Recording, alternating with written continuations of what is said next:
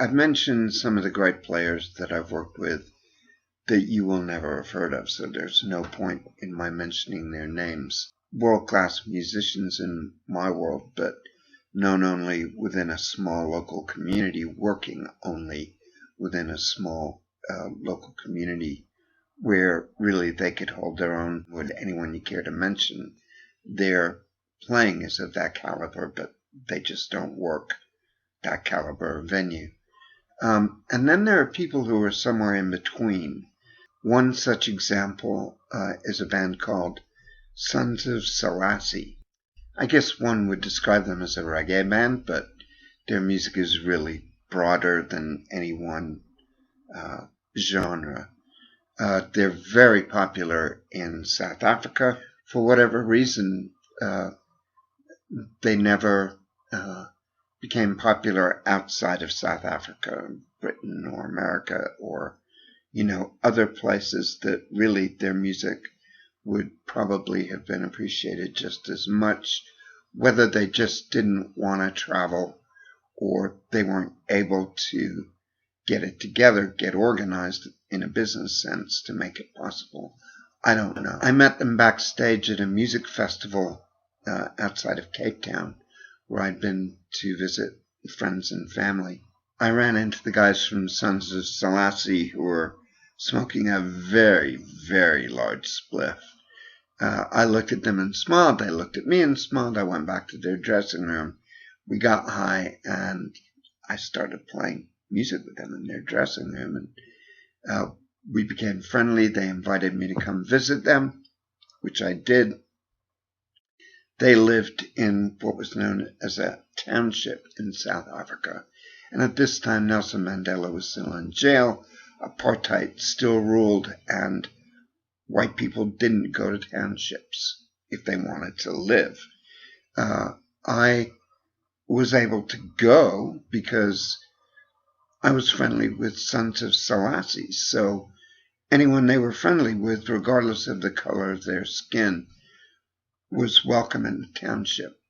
And we used to make music in their backyard, smoking huge quantities of the finest ganja, and the whole neighborhood would come to listen to us, whether in their garden or the gardens around.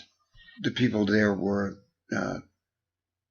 insanely poor and oppressed, and I was humbled by the fact that these people accepted me and welcomed me into their homes, even though I was a privileged white guy. That humbled me. And I began writing with these guys in Sons of Selassie. And I remember one day we were sitting on a beach under the watchful eyes of the security police because they didn't approve of white guys hanging out with black people. Even if they were playing music, that was probably the one thing that stopped them from coming and breaking things up and maybe arresting me for being on a blacks-only beach. But we wrote a song that day called The Song That's in Your Heart. We wrote it together. I finished it when I got back to Britain, which is where I was living at the time. But I didn't record it for many years. It became the title track of an album, a CD that I made in Bend, Oregon, which is very likely the last CD with a full band that I'll ever make. But I was very glad that I remembered the song. I found it in my notes, although there was one verse of lyrics that I didn't remember and haven't been able to remember.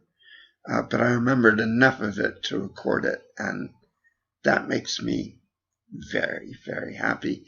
And I'll include a snippet of the song here.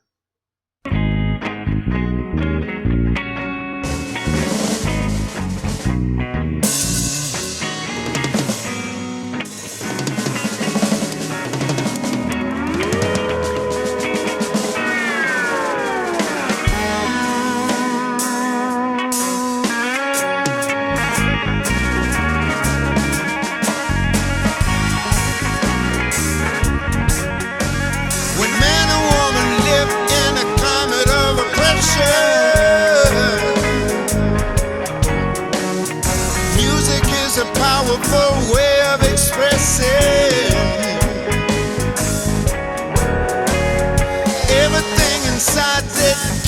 turn up.